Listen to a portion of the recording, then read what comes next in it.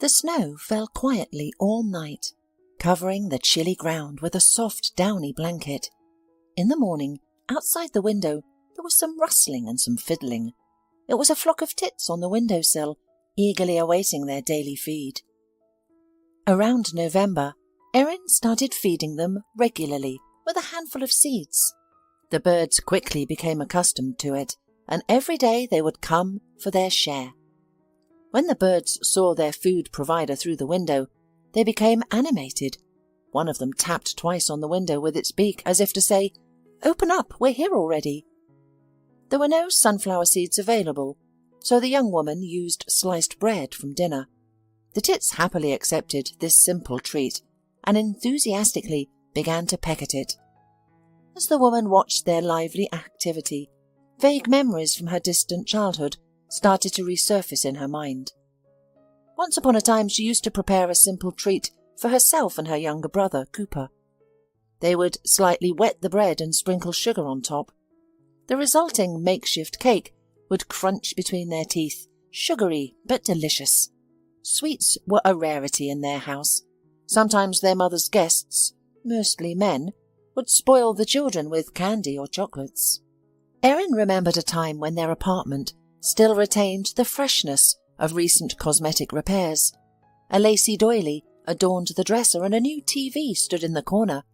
Her mother Helen was perfect then, with thick, shiny blonde curls cascading over her graceful shoulders. She wore a stunning white chiffon dress with blue flowers, which complemented her sparkling, cornflower blue eyes. Her boyfriends smelled of tobacco and pleasant cologne. One of them, Alan, had lived with them for a long time. He had a kind smile on his freckled face and was always cracking jokes, making him a good man in the little girl's eyes. Alan was skilled with his hands and could fix anything.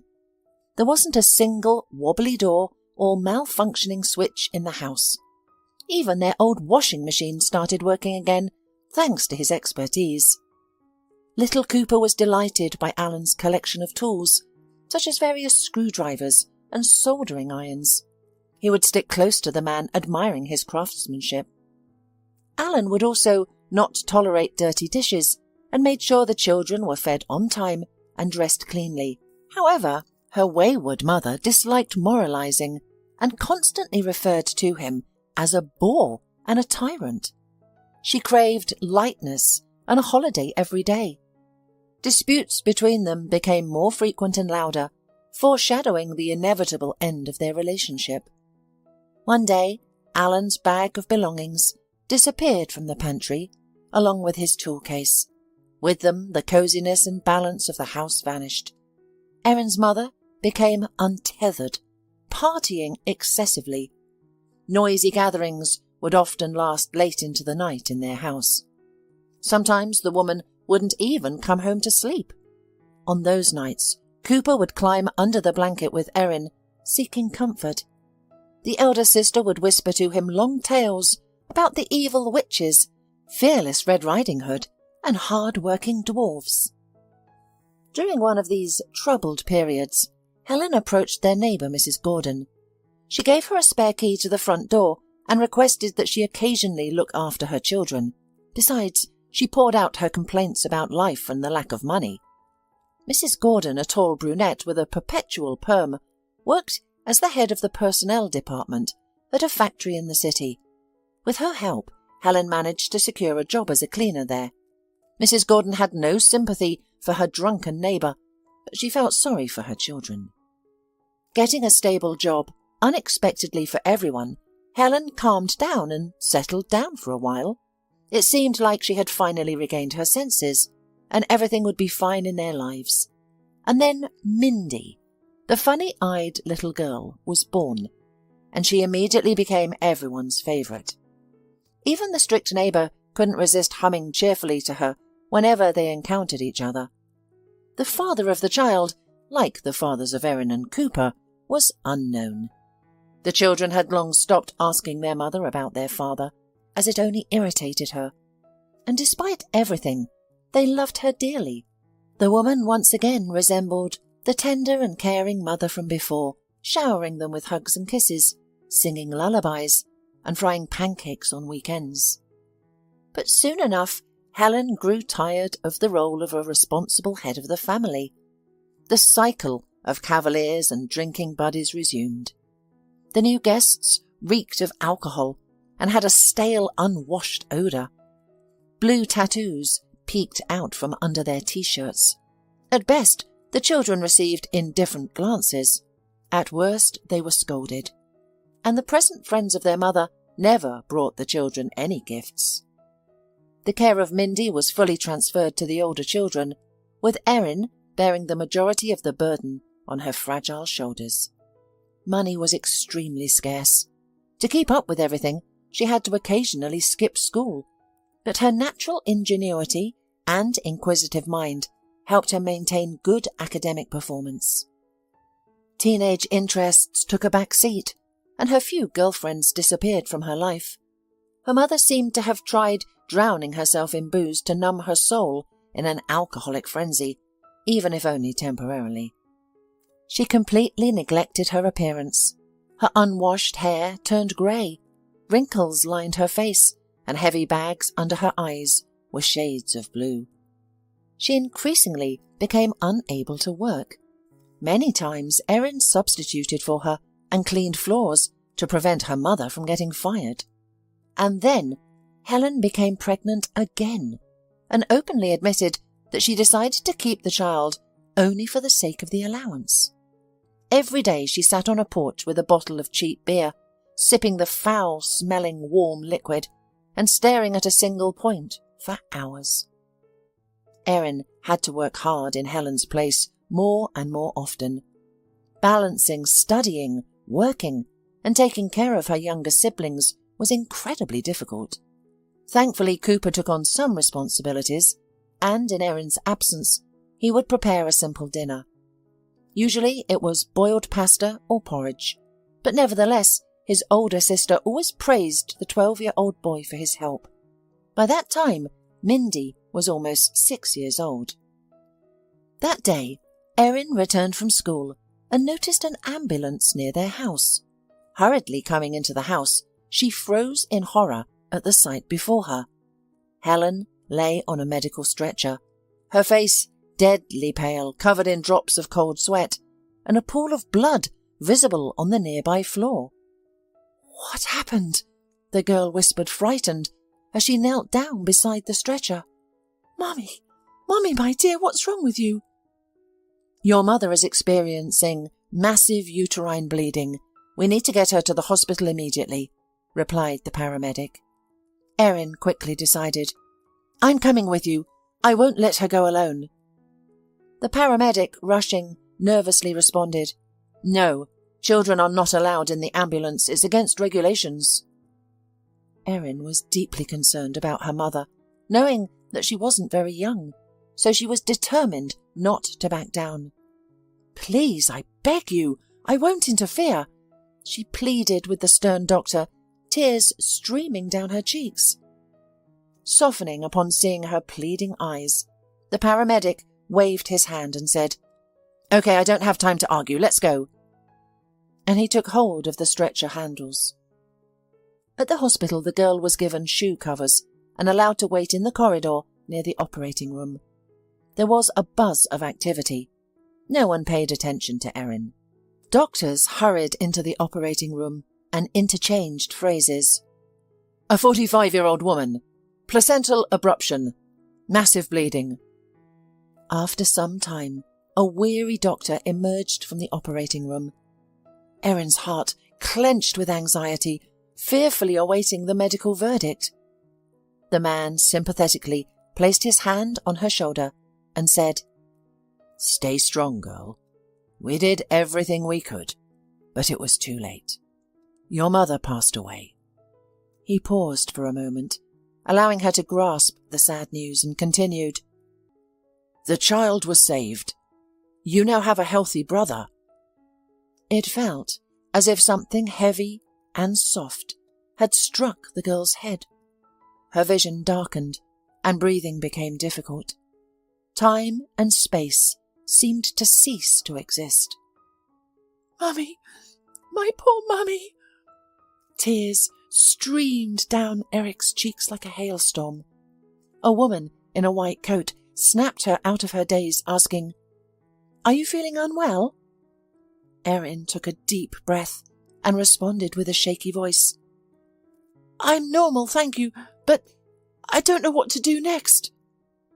An elderly nurse approached and said, "Next, you should give me your father's phone number." "I don't have a father," Erin whispered, feeling bewildered. "Well, do you have a grandmother or any older relatives?" The girl simply shook her head and said, "Only my younger brother and sister." A compassionate woman sat down next to her and said, "The body will have to be taken away and buried." Erin couldn't help but shudder at the word body. It was her mother, the woman who had loved her, sung lullabies to her as a child, and comforted her when she cried.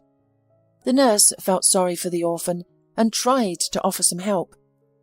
"Go outside, down the street into the archway and into the yard. You'll see a sign there that says ritual services. They'll give you all the information you need." Erin suddenly looked up at the nurse and asked, "And when can I pick up my brother?" The woman looked at her closely and asked, "How old are you?" Erin slowly replied, 17. The woman sighed and shook her head sadly. "He will go to a baby home." Erin's eyes filled with a glimmer of hope as she asked, "When I turn 18, can I take my brother then?" "I don't think so," the nurse replied. "Babies are usually adopted quickly. You better think about yourself. Maybe you will be sent to an orphanage too." This cruel but honest answer left Erin speechless. The thought of being separated from her brother and sister shattered her world, and indeed, no one will understand that they have all long been independent, and Erin is ready to work day and night only if they are not separated. "Well, we have neighbours and other options," she tried to explain, but then stopped herself. The nurse simply shrugged her shoulders and remained silent. The funeral home assured her that everything would be taken care of, and presented her with a hefty bill. It made Erin's soul feel even heavier.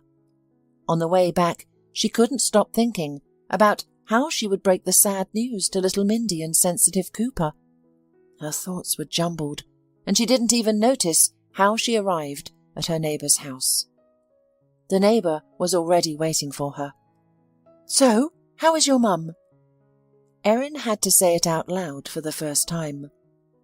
"Mum died," she managed to squeeze out, her lower lip trembling. The woman reacted sympathetically and hugged Erin. The girl looked down, not wanting to go into details. She remembered the sad errands ahead and held out the bill in her hand. "Mrs. Gordon, could you please help me? I only have half of the amount, which I was saving for graduation. I'll pay you back later." "Of course, you can rely on me," Mrs. Gordon replied, taking the bill in a businesslike manner. As Erin stepped into the house, a joyful Mindy greeted her with open arms and shouted, "Hooray! Erin is here!" Cooper peeked out of the room, holding a textbook in his hand. "Were you at the hospital?" he asked, but froze when he saw his sister's face. "What's wrong with Mum?" Erin slowly walked into the kitchen and collapsed into a chair, exhausted. It felt as if 1,000 blankets had been thrown over her shoulders. The children followed her. Mindy stared at her sister with her big cornflower eyes, unable to understand why her kind Erin looked so upset. Cooper watched anxiously. "Where is Mum?" Mindy asked casually. Erin covered her eyes for a moment and let out a heavy sigh. "Mindy, Mummy is gone." Her tired voice sounded muffled. Cooper, who had matured early, held his breath with a stoic expression. He understood everything perfectly. "What do you mean, gone?" the little girl asked in surprise. "When will she return?" Mindy asked, her voice filled with confusion. "She flew away to the sky," Erin replied, remembering a scene from a movie where the death of a parent was explained to a young heroine. To the moon? Will she come back? Mindy bombarded her with questions. She won't come back, but she'll watch over us from above all the time, and we'll live together amicably. The childlike innocence in Mindy's words helped Erin gather herself. The responsibility for their future now rested solely on her shoulders. She tried to embrace both children, but Cooper pulled away and ran off. Erin knew it was better not to touch him at that moment and let him be alone with his thoughts. A little later she entered his bedroom. The boy lay on the bed trying to hide his tear-stained face from his sister. Erin lay down next to him and hugged him, just like she used to do when she told him bedtime stories. It's terrible, and it's painful, Cooper, but I have you and Mindy. We're a family. We'll get through this shadow time together, won't we? She whispered to her brother. Meanwhile, the younger sister came into the room too and declared, Why are you both hiding from me? She climbed up and settled down between them. Cooper didn't mind. So they lay there, huddled together until nightfall. Erin told them old fairy tales, while the night light cast whimsical shadows on the walls and ceiling. It felt as if the three of them had entered an unknown world where daunting challenges awaited them, but together they would overcome any obstacles in their path. The next day, Mrs. Gordon made a quick trip to the funeral home, and the bill for the services was cut almost in half. Erin didn't mind. All she wanted was for the farewell to go as it should. A day later, everything was ready. The funeral was simple. None of the drinking buddies or suitors showed up, perhaps because they were unaware. Only a few neighbours, Cooper and Erin, attended. It was decided not to take Mindy. The kind-hearted neighbours felt genuine sympathy for the orphaned children, even though the deceased was not pitied in her lifetime. They collected a small amount of money, enough to cover the remaining cost of the funeral services. Helen looked better in death than she had in life. Erin hadn't seen such a calm and peaceful expression on her face in a long time. It felt as if she would open her eyes at any moment and be amazed to find herself lying in a coffin. This absurd thought persisted in Erin's mind, making it difficult for her to control her emotions. Tears streamed down her face as she made her way to the cemetery. It only became a little easier when the coffin was put down on the bottom of the grave and the men with shovels started filling in with earth. The few people who had seen Helen off dispersed. The children embraced each other and silently mourned at their mother's grave. Their relationship with each other improved even more than before. Each knew their responsibilities. Every day, Cooper took his younger sister to kindergarten on his way to school and picked her up on his way back. He also helped around the house and did his homework in the evenings. Erin attended her classes, and in the afternoons she rushed to clean the factory. Thanks to Mrs. Gordon's patronage, she was able to get the job.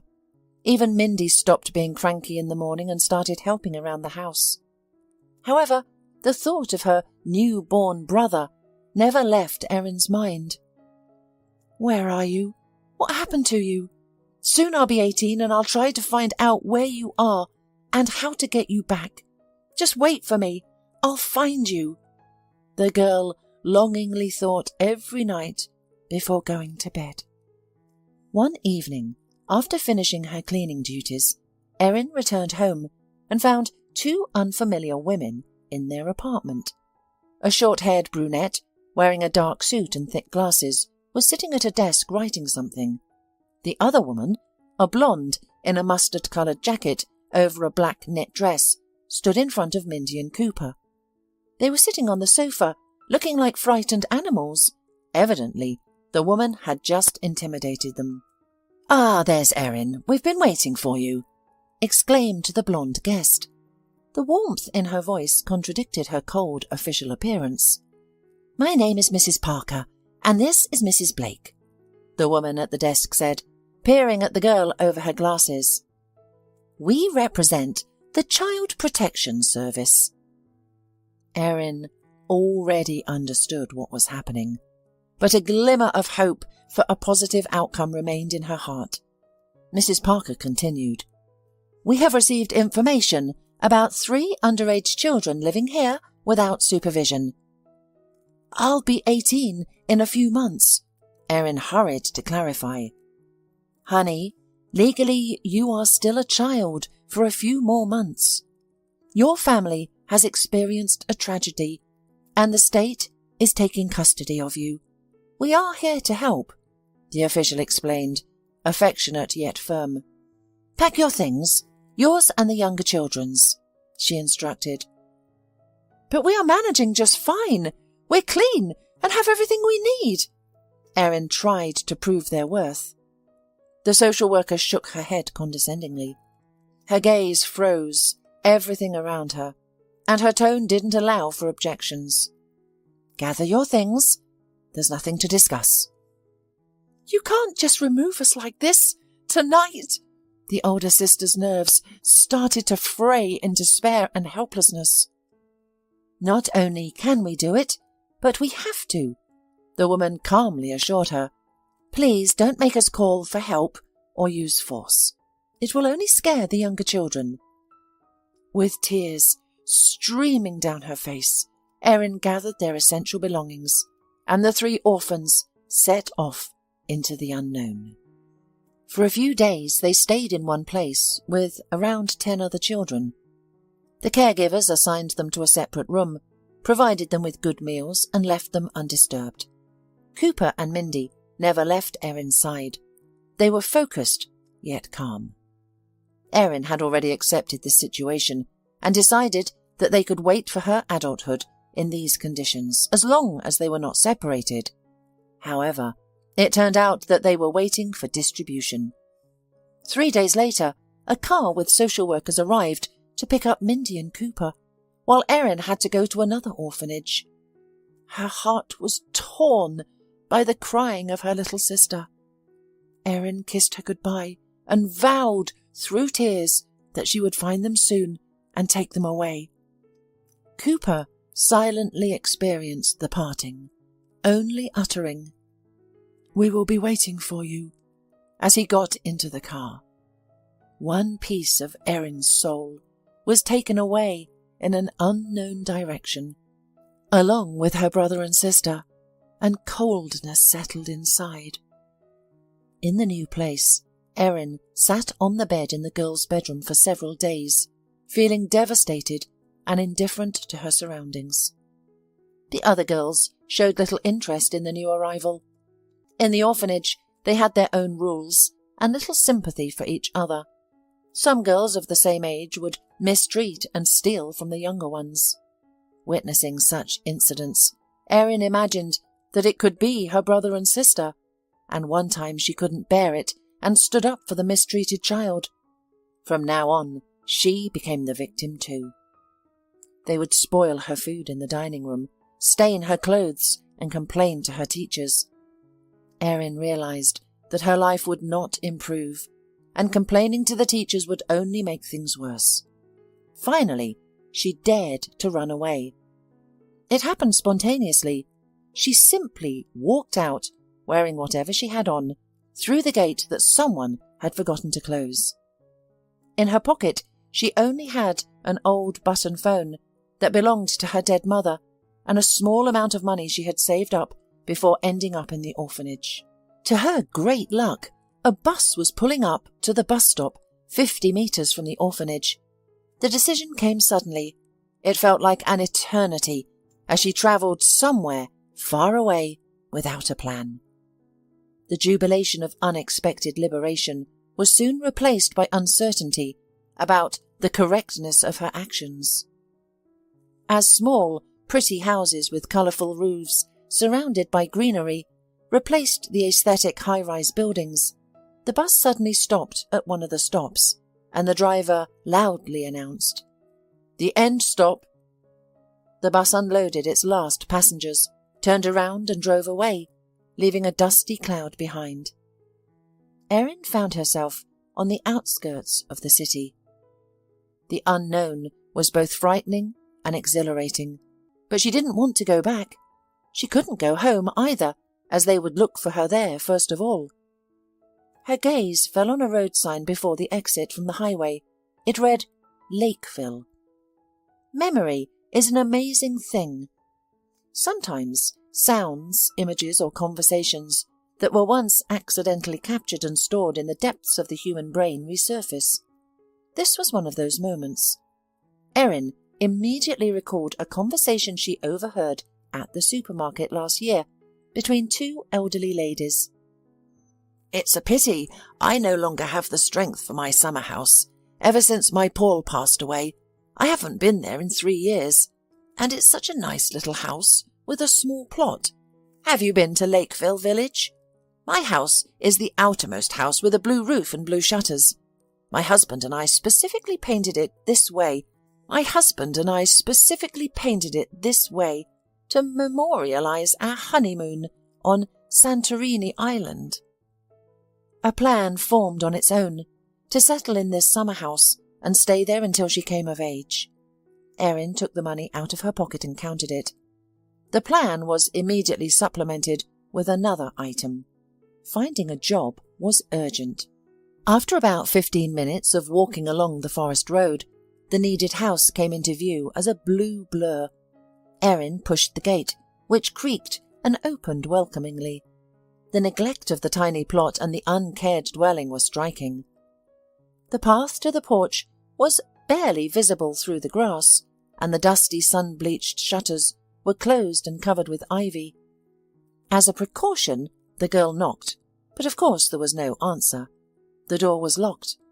After some time, Erin lifted the dirty doormat and discovered a small key underneath it. The room inside smelled of dust and dampness. Without much hope, the girl pressed the switch on the right side of the door, and miraculously, a dim light bulb illuminated the space under the low ceiling. This stroke of luck inspired her to explore further. The odd house consisted of 1 bedroom, a living room, and a kitchen. However, everything necessary for a modest existence was there. A bed, a sofa, a table, chairs, and a wood stove in the corner, along with various utensils. In the bedroom there was a dusty bookcase, indicating that the elderly woman and her husband were book lovers. Erin spent the entire day cleaning the house. In the evening, tired but satisfied, the girl sat down on the wooden porch, still feeling the warmth from the sultry day. Now her thoughts began to turn to her family. The image of her brother's longing look and her little sister's tearful face haunted her. Although Erin didn't fully understand how she would be able to reunite her family, she vowed to do everything in her power to return them. The next day, Erin started looking for a job. It was not an easy task. She tirelessly searched through ads in all available sources. Most job openings required a passport. After weighing the pros and cons, Erin decided to offer her services as a caregiver in the free ads section. Surprisingly, the next day her phone rang, and a cheerful female voice said, "Hello, I'm calling about the ad. My name is Brenda. Are you still looking for a caregiver job?" Erin quickly clarified, "Yes, but I live far from the city." To her surprise, the woman responded enthusiastically, "Excellent! And would you be interested in working from home? I have a bedridden husband who has been wanting to go to the village for a while. Of course, I promise fair payment, and I can even pay extra if needed." After a moment of thought, Erin agreed. "Good. Give me the address and I'll come to get acquainted and finalize the remaining details," Brenda said. 3 hours later, a red jeep pulled up to the gate. Brenda turned out to be a stunning brunette in tight pants and a bright red blouse. Her enhanced black hair, silicone lips, and unnaturally long eyelashes gave her the appearance of someone who had probably spent a lot of time in beauty salons. Erin's plain appearance, lack of makeup, and dark blonde braided hair seemed to meet the young woman's expectations of a caregiver. Brenda, fearful of getting dirty, looked around the modest dwelling with a hint of disgust. "Great. "It's just right," she muttered, surprising the future caregiver. Erin's attempts to discuss Brenda's husband's condition and care didn't yield any results. The woman simply grinned and said, "Why worry? You'll get to know each other and discuss everything tomorrow morning." The next day, a specialized car arrived, and 2 strong orderlies carried the disabled man on a stretcher into the house. After placing a small bag with his belongings on the porch, they left without saying a word. The girl was now alone with an unknown man in a strange house. The new tenant was in his 30s, with a scruffy beard and an exhausted expression on his face. His chestnut-coloured hair was unkempt, untouched by a barber's hand for a long time. Sad grey eyes stared indifferently at the ceiling. "My name is Erin." The girl decided to establish a connection immediately and smiled warmly. The man reluctantly turned his head and observed the nurse for a moment. He didn't expect to see such a fragile girl in this role. Erin's long, dark blonde hair was neatly tied back in a ponytail. Her naive blue eyes radiated genuine concern and kindness. "Oh, she's just a girl. How can she help me?"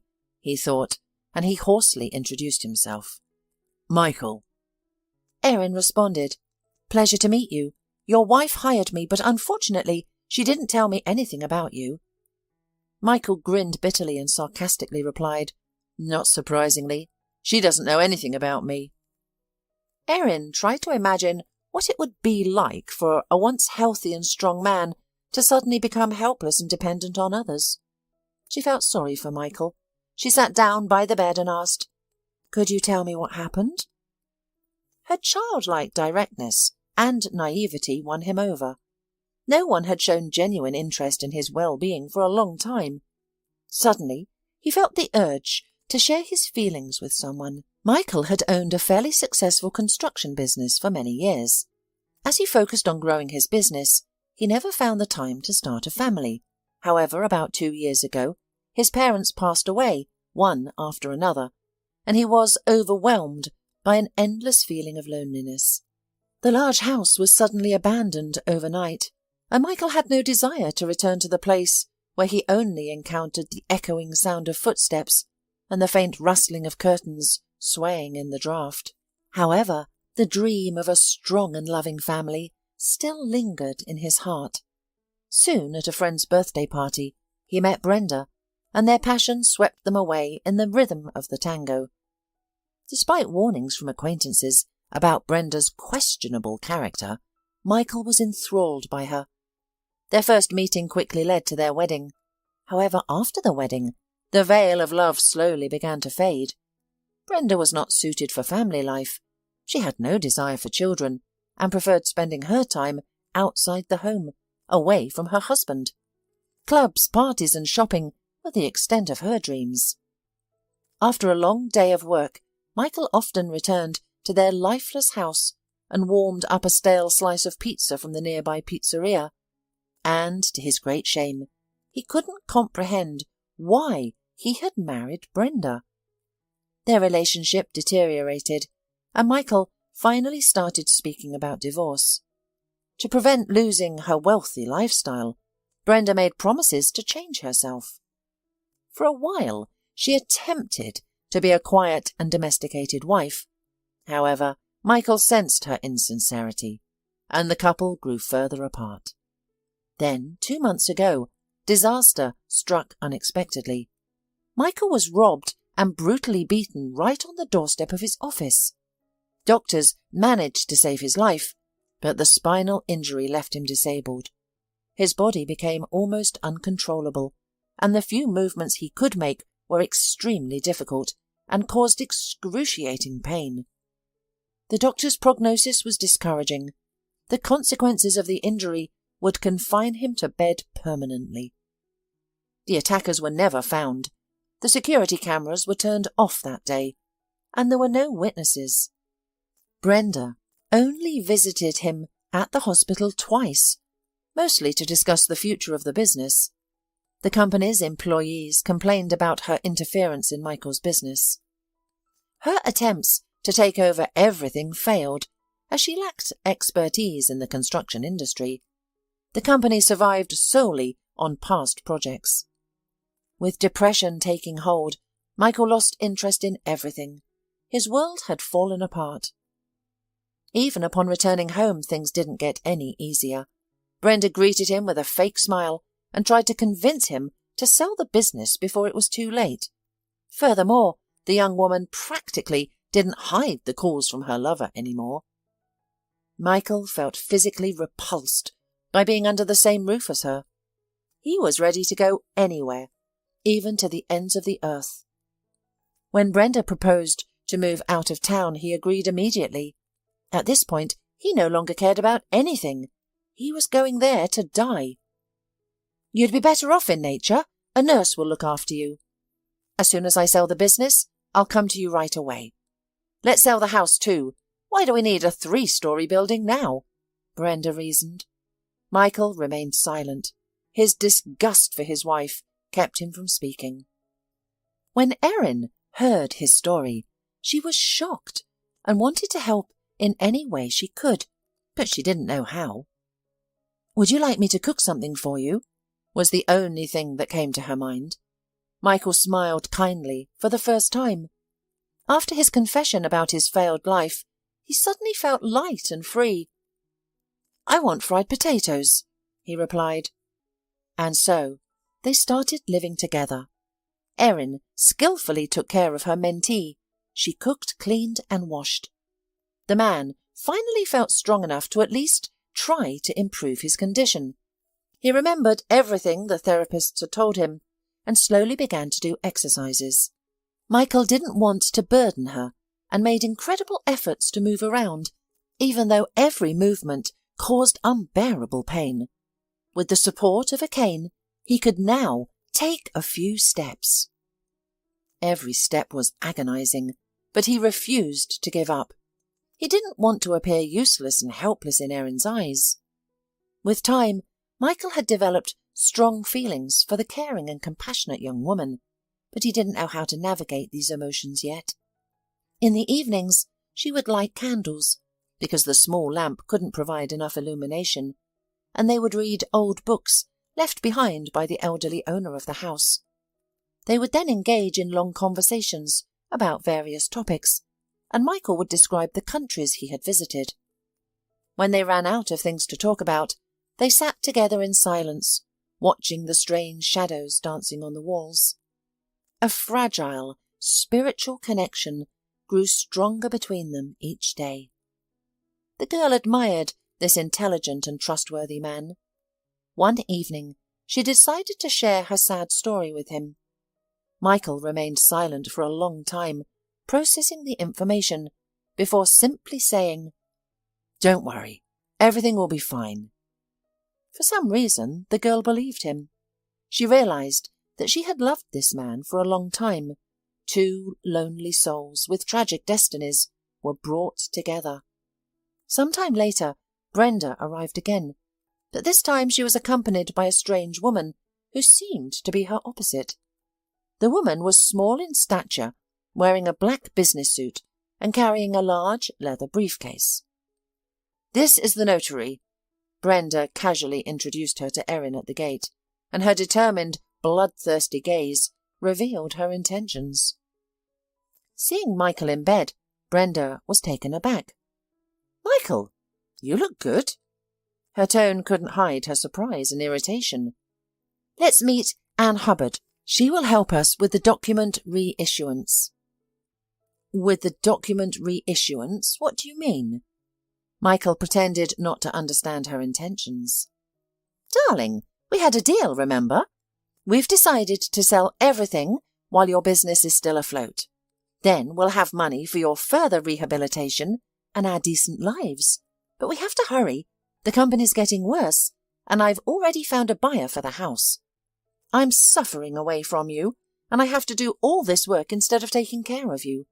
So let's end this burden, and I can finally devote myself to you. And to save you the trouble, we decided it would be better to put it in my name, so I could do it. Honey, you and I have already discussed this, and you agreed to it." I didn't agree to anything, and I'm not going to sign anything over to you." The husband's calm face infuriated the selfish wife. "But Michael, we discussed it, and I've arranged everything. I even brought a notary. You just need to sign." She persistently pressed him. "There will be no deals," the man firmly replied, leaning back on his pillow. The conversation with Brenda had worsened his already severe headache. "But you don't need all this anymore. You'll lie here for the rest of your life. But I'm still young. I still have to live."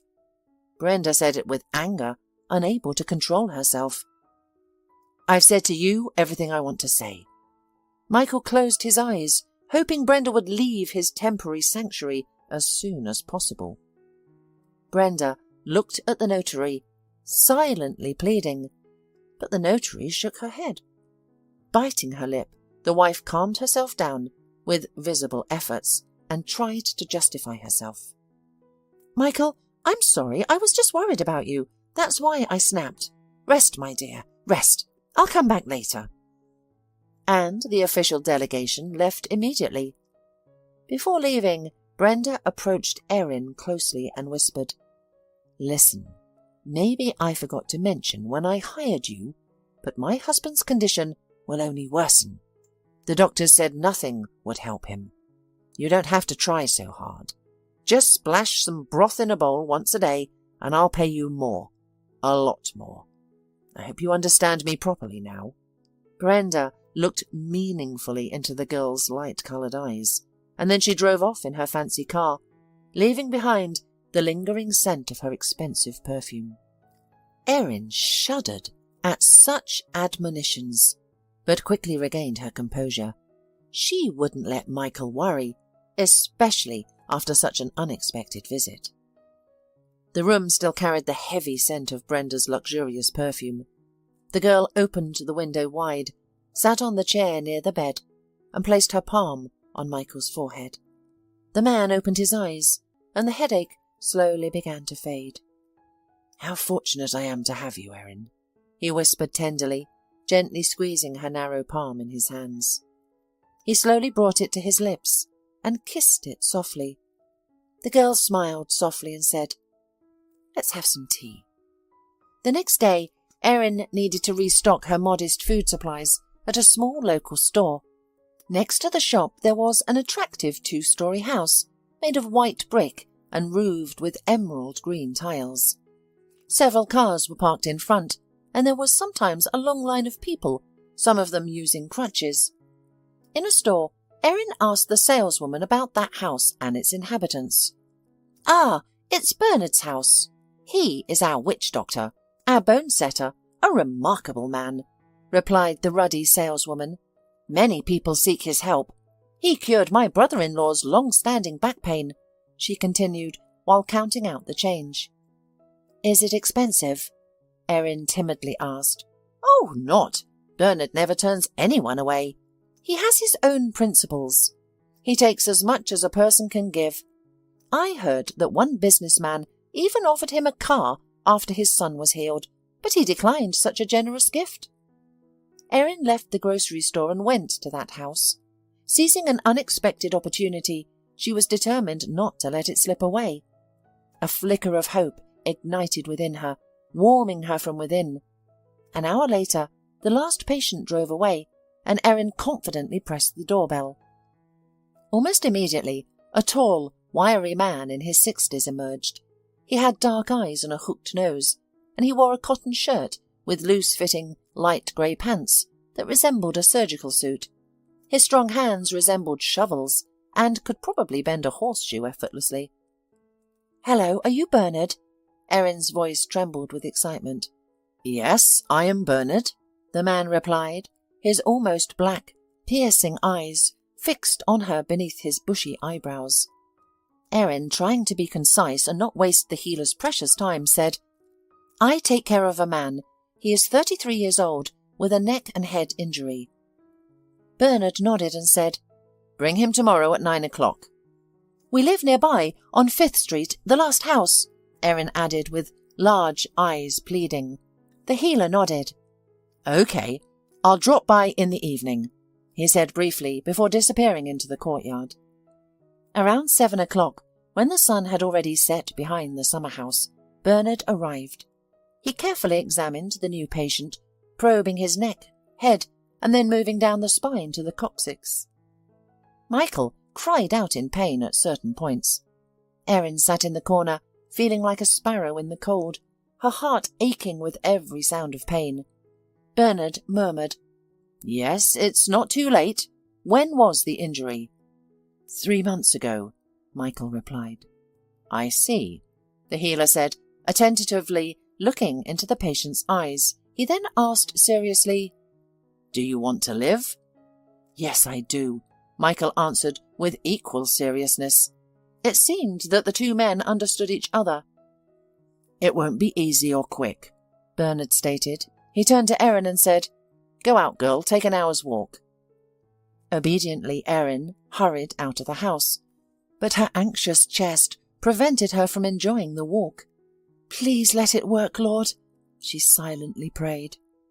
Erin anxiously waited by the leaning fence until Bernard emerged. He looked exhausted, his shirt soaked in sweat. "I'll come back tomorrow at the same time," he briefly informed her, responding to her unspoken question. He then walked leisurely back to his house. Within 2 weeks of starting treatment, noticeable improvements occurred. Michael's body became more responsive. The pain dulled, and he was able to walk with a stick. Each step and movement tormented him less. Eventually, he was able to descend the porch steps and walk out of the gate. Slowly but surely, he made his way to the healer's sessions on his own. It initially felt like an arduous journey, but Bernard insisted on a consistent effort. Throughout the entire recovery process, Erin never left his side. Encouraged, she ran around the house doing chores each morning, and in the evening there was a long-awaited walk with Michael to Bernard's house. They would return late, holding hands and admiring the nature. Despite feeling tired, they chatted merrily, overwhelmed with happiness.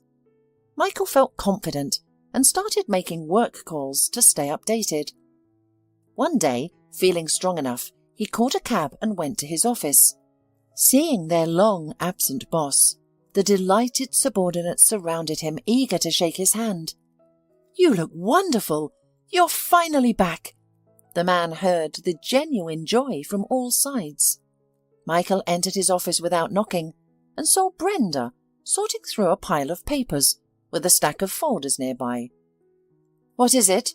she asked, raising her head with a haughty and disgruntled look. But her expression quickly changed to surprise and a crooked smile. "Hello, Brenda." Michael anticipated her reaction and swiftly entered, leaning slightly on his wand. The woman emerged from behind the table, frantically thinking about what to do next. She looked her usual spectacular self, a white blouse with the top 2 buttons undone, a black leather tight skirt, and lacquered stiletto heels. Bright makeup complemented the look. It seemed as though she might stretch out, undo several more buttons, and spin around a pole at any moment. "Michael, what a joy! What a good influence country life has had on you! And it's all thanks to me," she exclaimed, quickly recovering from her surprise and attempting to hug her husband. "Yes, thanks to you," Michael grinned, pulling away from her. "What are you looking for?" "Michael, I'm trying to save our business. I'm sorting it out slowly," she replied, feigning reproach. "Our business?" Michael said sneeringly, going to the table and sitting down in his chair. "You don't have to worry any more. I'm taking everything into my own hands and freeing you from such a burden." "Oh, Michael, I've been here for several months, day and night, working tirelessly while you're on vacation in nature." She pretended to be indignant and pouted her plump lips resentfully. "I've heard, Brenda, what you have been doing day and night. So, take your things from home, and I'll see you in court. Oh, and I finally met the girl of my dreams. She's the one who saved me." After saying this, Michael breathed a sigh of relief. He had finally said aloud what he had felt for a long time. The sultry brunette turned purple, realizing that she had nothing more to do there.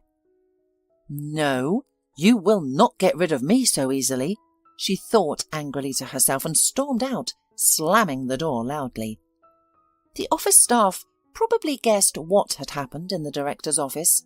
They murmured approvingly and laughed as she left. This infuriated Brenda even more. Everything didn't go as planned because of this nasty Erin. Brenda couldn't suppress her rage any longer. As she sat in the car, she immediately picked up the phone and dialed the caregiver's number. "Ah, you ungrateful wretch!" she yelled into the receiver instead of greeting. "Who asked you to help him? I've already done almost everything. Persuaded my lover and his friend to attack Michael, and he agreed to sell the business. You stupid stuffed have ruined everything for me." After venting her anger, Brenda faltered, realizing that she had said too much, and hung up. Erin turned off the recording of the conversation and immediately sent it to Michael, as they had agreed. The man had an idea who was to blame for his misfortunes. Knowing his wife's explosive nature, he needed to provoke her to obtain evidence. Then it was a matter of technique: police, investigation, and court. Taking control, the experienced businessman quickly established a workflow. Fortunately, it wasn't too late. He moved his beloved Erin to his mansion and made a marriage proposal. With the help of Michael's connections, they quickly discovered the whereabouts of Erin's younger brother and sister. The journey to the orphanage felt like an eternity, but finally Erin would be reunited with her family. In the hall, Mindy and Cooper anxiously awaited her arrival, accompanied by a teacher. As soon as they saw their beloved sister, the children ran towards her with excitement and hugged her tightly. "Cooper! Mindy!" Erin couldn't contain her emotions any longer, and tears of joy streamed down her face. The younger sister, unable to speak, sobbed uncontrollably too, and even the boy, who had grown in the past 6 months, couldn't hide his teary eyes. Witnessing this heartwarming reunion was impossible to remain indifferent to. The orphanage employee discreetly wiped her own eyes, and Michael smiled with happiness. As Christmas approached, the entire family enthusiastically prepared for the celebration. Michael brought home a huge Christmas tree and, with Cooper's help, set it up in the spacious living room next to the fireplace. Everyone enjoyed in decorating the tree with colourful balls, sparkling icicles, and shining garlands, turning it into a magnificent sight. They brainstormed the menu for the festive table, ordered gifts, laughed, and played around. Amidst these joyful activities, one thought continued to occupy Erin's mind. Where was her youngest brother? What had become of him? Sensing his beloved wife's longing, Michael secretly began gathering information about the child. One day, when he returned from work, he placed the documents on the table without preamble. Erin looked at him in surprise. "His name is Tommy, and he is at the baby home. He hasn't been adopted yet, but there are potential parents being vetted," he informed her. Erin eagerly grabbed the documents and frantically flipped through them, her lips trembling and tears filling her eyes as she read the words on the paper. "Tommy, my dear brother, how I would love to see you." The tenderness for her unknown baby overwhelmed her. She hugged her husband gratefully, tears streaming down her face. "Thank you, my dear, for finding some information about him," she exclaimed, but she didn't dare ask the main question. Michael understood without words. "It won't be easy, but I promise you that I will do everything possible and impossible to bring him to us." Erin believed him, as she always had. Now she knew exactly what she would wish for in the new year. Erin was awakened from her nostalgic memories. The birds had already had their breakfast and flown away, busy with their bird business. Outside, the children were playing joyfully, revelling in the large snowdrifts and the day off. With her pink cheeks, white jacket, and furry hat with ears, Mindy looked like a cute little animal. Her friend, the French bulldog, also dressed in a small dog coat, excitedly played nearby. Together they were building a huge snow cave. The sound of their happy laughter and the barking of the dog filled the neighbourhood. Meanwhile, the more serious and reserved Cooper skied around the area. Sitting on the railing, the big, important ginger cat observed everything condescendingly, not wanting to join in and get its paws wet. Erin stepped away from the window and leaned over the baby's crib. Tommy was peacefully asleep. He was so small and adorable. He had only recently returned to the family, yet it felt as if he had never left. Suddenly, Erin felt a fluttering sensation in her belly, like a little bird. She knew that another life was developing within her, another precious human being. A sense of tranquility and bliss washed over the young woman. Now that all her loved ones were close, she knew without a doubt that happiness resided in family.